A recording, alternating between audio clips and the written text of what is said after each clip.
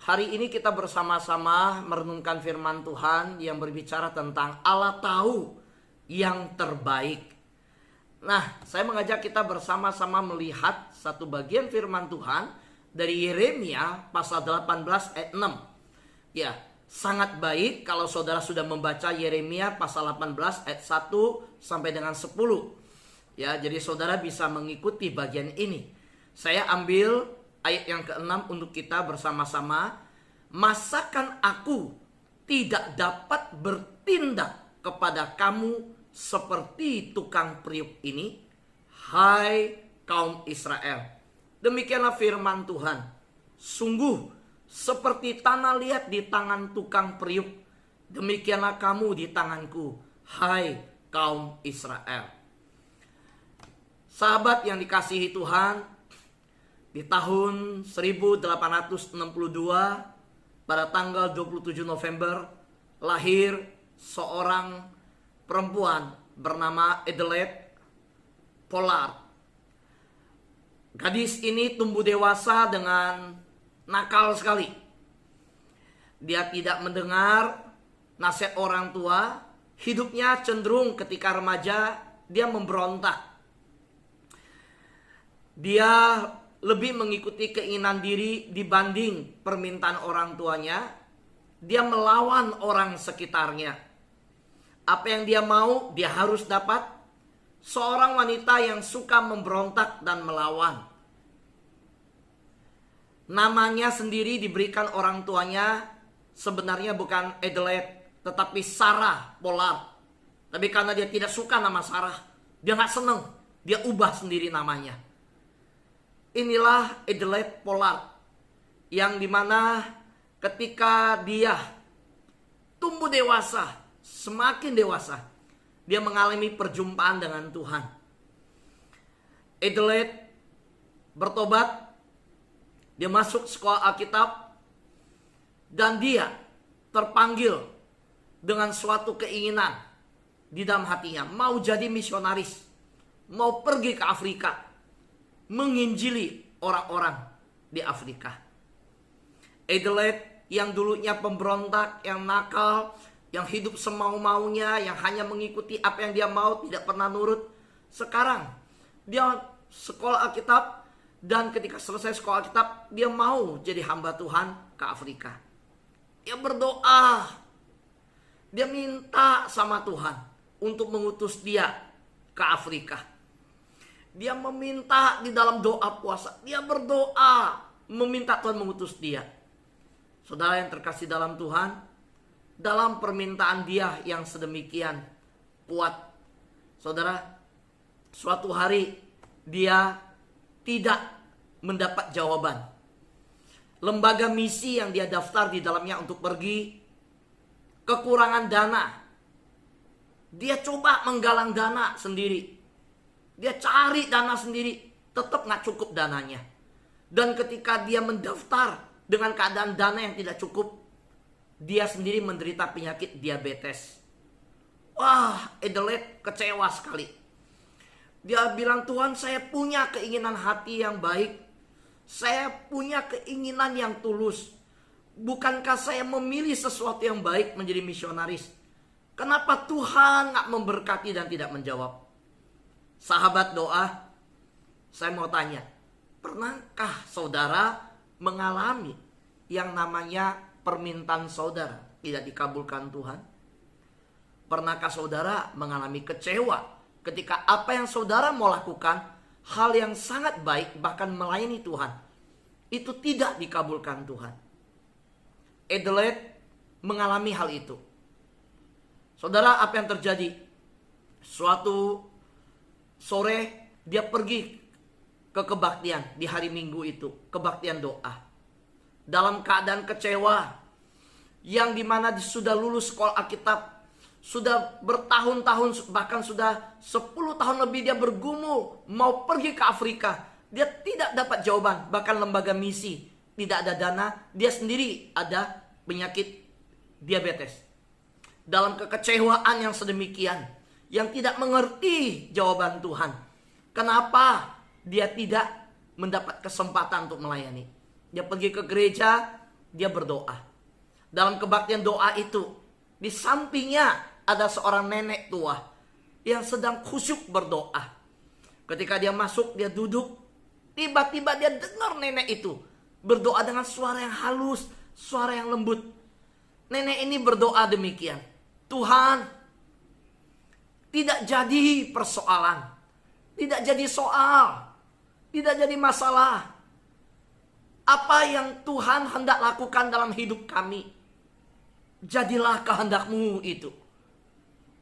Sahabat, doa nenek yang singkat ini, kalimat-kalimat yang lembut yang diucapkan, yang hanya berkata Tuhan, tidak jadi soal apa yang Tuhan hendak lakukan dalam hidup kami, jadilah kehendak-Mu itu. Wah, kalimat ini menusuk hati dari Adelaide. Kalimat ini tiba-tiba mengganggu pikiran dan hatinya sedemikian. Tetapi sebuah gangguan yang justru memberi damai. Kalimat ini memang menusuk hatinya, tapi kalimat ini masuk ke dalam hati dan tiba-tiba menimbulkan sebuah damai. Yang membawa dia memikirkan bagaimana rencana-rencana dia. Seharusnya dia berkata, jadilah kehendak-Mu. Saudara, di dalam rencana berdoa, justru dia mendengar sebuah doa dari seorang nenek. Cepat-cepat dia pulang ke rumah. Saudara, apa yang dia lakukan? Dia pulang ke rumah, dia ambil Alkitab. Dia buka Alkitab.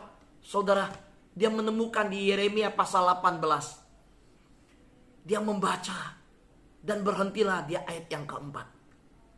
Adelaide membaca. Apabila bejana yang sedang dibuatnya dari tanah liat di tangannya itu rusak, maka tukang periuk itu mengerjakannya kembali menjadi bejana lain menurut apa yang baik pada pemandangannya.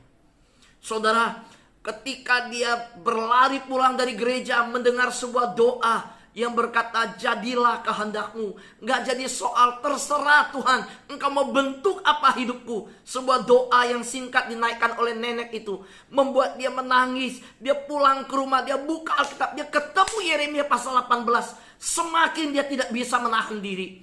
Saudara, waktu dia membaca ayat yang keempat, dia sadar satu hal.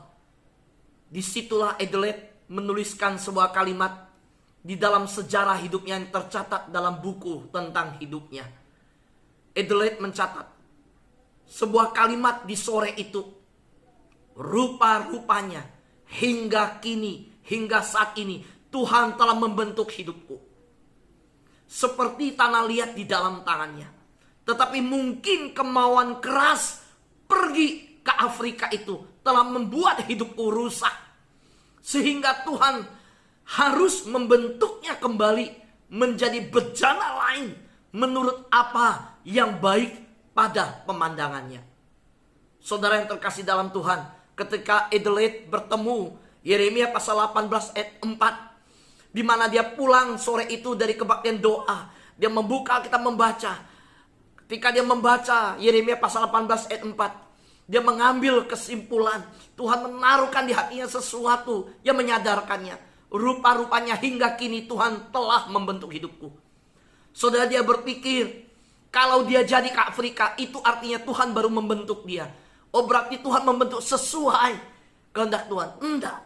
Sekarang pun ketika dia tidak berhasil ke Afrika, sebenarnya Tuhan sedang membentuk dia. Tetapi bukan seperti yang dia mau. Seperti yang Tuhan mau. Itulah yang Tuhan sedang bentuk. Dia menangis mengucurkan air mata. Dia menulis kalimat-kalimat ini di bukunya. Saudara, apa yang terjadi? Lahirlah sebuah pujian yang sangat terkenal di dunia. Yang sampai hari ini dia kenal. Dan pujian ini ditulis oleh Adelaide. Pujian ini berkata, jadilah Tuhan kehendak-Mu, ku tanah liat di tangan-Mu, bentuklah aku sesuka-Mu, kan ku nantikan dan berserah. Saudara, kalimat yang terkenal dari Adelaide dalam sebuah lagu yang dituliskan yang begitu terkenal di seluruh dunia sampai hari ini dinyanyikan. Jadilah Tuhan kehendakmu. Saudara lihat kata-kata dalam ujian yang ditulis oleh Adelaide ini. Jadilah Tuhan kehendakmu, sucikan hati pikiranku. Pilihlah aku dan ujilah, dan di depanmu ku menyembah. Saudara, kalimat-kalimat yang begitu tajam, di mana berkata, bentuk aku sesukamu, aku hanya berserah. Hari ini, saudara, adakah dalam perjalanan hidup kita, ketika kita berkata, Tuhan aku mau yang seperti ini, tapi doa saudara belum dijawab oleh Tuhan. Saya percaya, bukan doa itu yang tidak dijawab, tetapi Tuhan sedang membentuk kita seperti tanah liat yang sesuai kehendak Tuhan. Jawaban Tuhan bisa tunggu nanti, ya dan tidak. Dalam seluruh proses itu, saudara dan saya seperti tanah liat di tangan pejunan. Saudara, saat ini mungkin kau ada sebuah rencana bisnis yang baru, yang dimana kok belum jalan. Tuhan pasti sedang membentuk. Ada perkara-perkara yang sedang engkau hadapi. Tuhan sedang membentuk. Tuhan sedang memurnikan. Kalau kita berkata, Tuhan, saya melakukan ini, rencana ini untuk Tuhan loh sebenarnya, tetapi belum terlaksana. Jangan-jangan seperti Adelaide, engkau harus masuk hadirat Tuhan. Biarkan Tuhan berbicara hidupmu. Tuhan menuntut engkau. Dan ternyata Tuhan sedang membentuk engkau seperti tanah liat. Adelaide, bayangkan saudara, ketika saya baca biografinya, umur sudah 40, dia belum dapat jawaban untuk dikirim ke Afrika. Begitu kecewanya ketika dia ke gereja sore itu berdoa. Tuhan bisa berbicara lewat seorang nenek tua yang berdoa di sampingnya. Saudara, bawalah diri kita masuk hadirat Tuhan, bergaul dengan Tuhan, bawa diri kita masuk dalam doa. Hari-hari ini saya melihat semakin banyak orang mencari Tuhan dalam doa fajar. Ada cara Tuhan berbicara di dalam kehendak yang sedang engkau kerjakan, rencana yang sedang kita buat. Mungkin dalam ujian yang dibawakan oleh worship leader, ada satu kalimat yang Tuhan sedang taruh di hati kita, menyentuh diri kita. Tuhan bisa bicara lalu melalui puji-pujian yang dinaikkan oleh worship leader. Tuhan bisa berbicara ke dalam hidup kita melalui doa-doa yang dinaikkan. Tiba-tiba pendeta Elia berdoa dalam sebuah tangisan berhenti. Di dalam doanya kalimat-kalimat yang tidak mampu dia ucapkan lagi, kecuali dia meneteskan air mata dan berkata, "Jamalah adik kami JJ."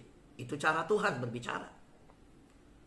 Saudara, mungkin ketika saudara mendengar firman Tuhan, ada kalimat yang dimana engkau berhenti sejenak di situ, dan Tuhan sedang berbicara dengan kata-kata kalimat tersebut. Dari awal sampai akhir firman Tuhan ditaburkan, ada bagian yang dimana Tuhan sedang berhentikan langkahmu untuk sejenak diam, dengarkan suaranya.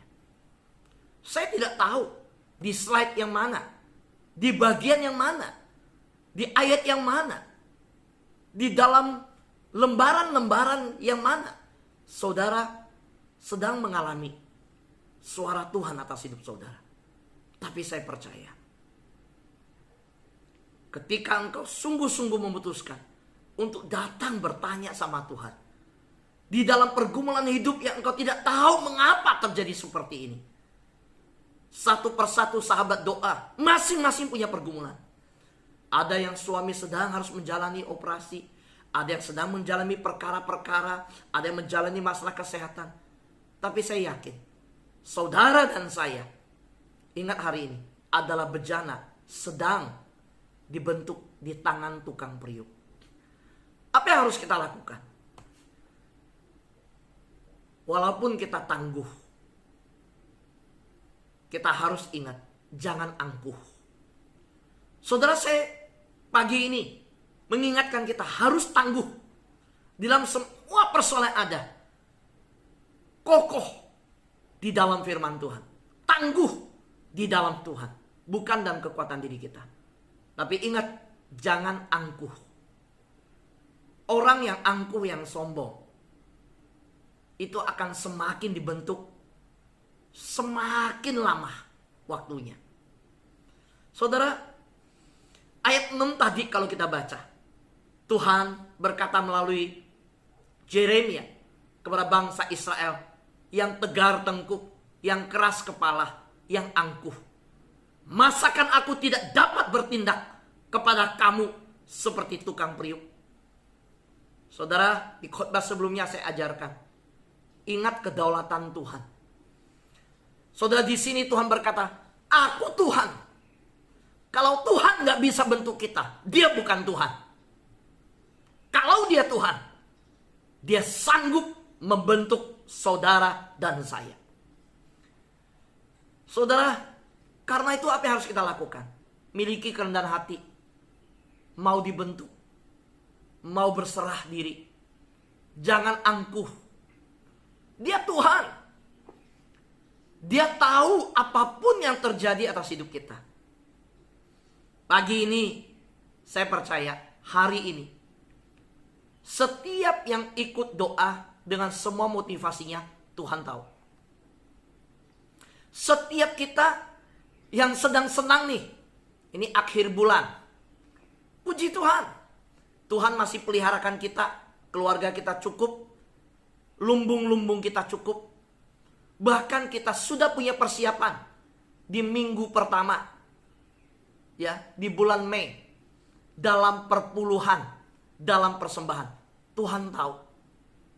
Dan Tuhan bisa membentuk kita lewat pemberian kita. Kalau hati kita rasanya berat, nah itu Tuhan sedang bentuk. Saudara, Tuhan tahu setelah ini rencana kita di hari ini, di bulan ini, di tahun ini seperti apa. Tuhan tahu di depan ini ada liburan Idul Fitri.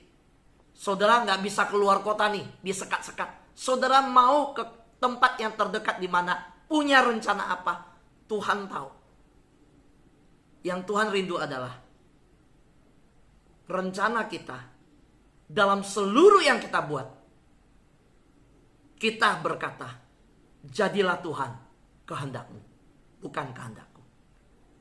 Adelaide, wanita yang waktu muda, hidup semaunya. Apa yang dia mau, pasti dia mau capai. Orang tuanya dia lawan.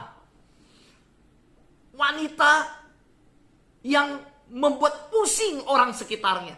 Seorang remaja, seorang pemudi yang begitu luar biasa dalam keinginan dan kehendaknya. Lalu bagaimana cara Tuhan membentuk dia? Apakah berarti dia sudah jadi hamba Tuhan, menyerahkan diri dan mau ke Afrika? Tuhan langsung jawab, enggak. Tuhan tahu bagian mana yang masih berdebu di hatinya. Tuhan tahu laci-laci mana di bagian hatinya yang masih kotor. Tuhan akan buka laci itu, Tuhan bersihkan.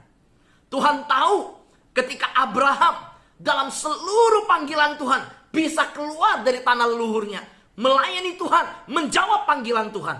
Tapi Tuhan tahu laci mana, bagian lemari mana, kotak yang mana di hatinya yang masih belum bersih. Tuhan berkata, serahkanlah anakmu, persembahkan anakmu. Tuhan tahu. Saudara, hari ini Tuhan seperti membentuk Adelaide. Demikian juga Tuhan tahu laci mana, bagian mana yang menjadi keangkuhan kita. Bisa jadi adalah harta kita. Alkitab berkata, orang pelit, orang kikir, itu tidak ada bagian dalam kerajaan surga. Saudara, Tuhan juga berkata, orang penjina, orang pemburi. Saudaraku yang terkasih Tuhan, Tuhan akan terus membentuk kita sempurna, terus serupa dengan gambaran anaknya. Karena itu Tuhan tahu bagian yang mana yang dia masih harus bersihkan. Tuhan akan proses kita. Sahabat doa, Allah tahu yang terbaik. Tahu, ya. Allah tahu yang terbaik. Seperti tema kita hari ini. Yeremia pasal 18 ayat 4 berkata, apabila bejana yang sedang dibuatnya dari tanah liat di tangannya itu rusak, maka tukang periuk itu mengerjakannya kembali menjadi bejana lain, menurut apa yang baik pada pemandangannya. Saya sudah pernah lihat tukang periuk, ya, dibejek-bejek, diputer terus. Waktu udah bentuk, saya lihat udah bagus loh saudara. Saya lihat udah bagus jadi vas bunga.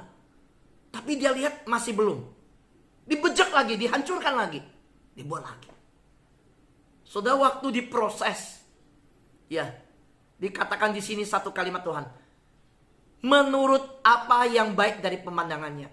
Bukan menurut saudara baik. Menurut Edelit tadi. Oh, dia mau ke Afrika itu baik. Semua pasti memuji. Orang dia mau jadi misionaris. Tapi menurut Tuhan, bukan menurut saudara. Dengar baik-baik.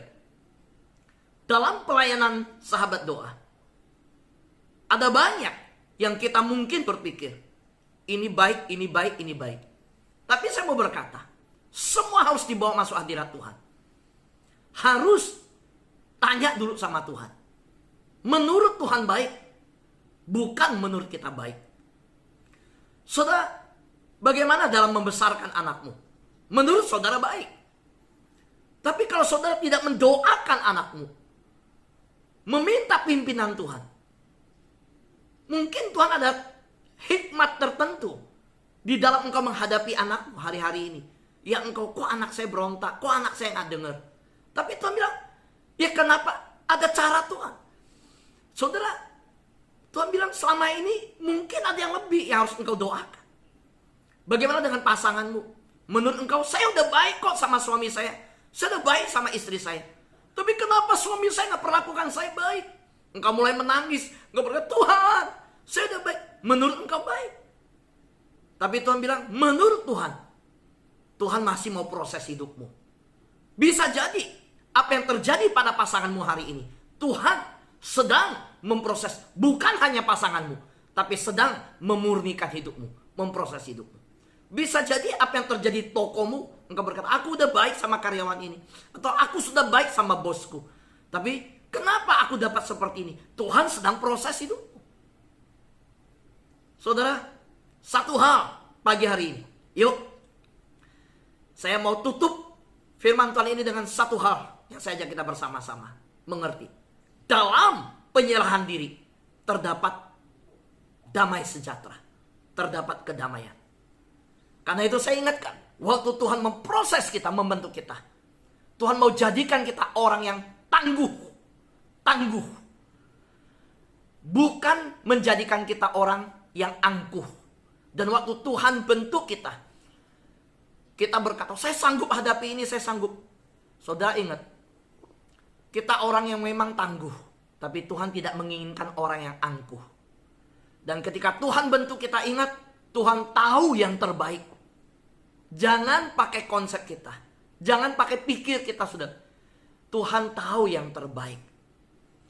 Dan percayalah, dalam penyerahan diri, kalau dia Tuhan tahu yang terbaik, dia Tuhan yang berdaulat, dia sanggup membentuk. Tuhan berkata, apakah aku gak sanggup bentuk sesuai yang aku mau? Dia sanggup bentuk. Kalau dia sanggup bentuk, dia punya kehendak bentuk, dia berdaulat atas kita. Dan dia tahu yang terbaik, bagian kita adalah menyerahkan diri. Semakin kita keras, semakin lama dibentuk. Semakin Israel keras, semakin diputarin di padang gurun. Semakin kita melawan, semakin lama dibentuk. Semakin kita berserah, semakin kita cepat jadi sebuah bejana yang indah. Semakin kita melawan, semakin gak ada damai. Semakin kita tidak mau tunduk, semakin lama kita mengalami kegelisahan dan tidak ada sukacita. Tetapi ketika kita menyerahkan diri, Tuhan, aku berserah pada kedaulatanmu. Tuhan, aku berserah karena engkau tahu yang terbaik. Dan engkau berhak membentuk seperti apa yang engkau mau. Kalau kita berkata demikian, maka damai sejahtera Allah yang melampaui segala akal budi akan memelihara hati kita. Amin. Tuhan memberkati kita.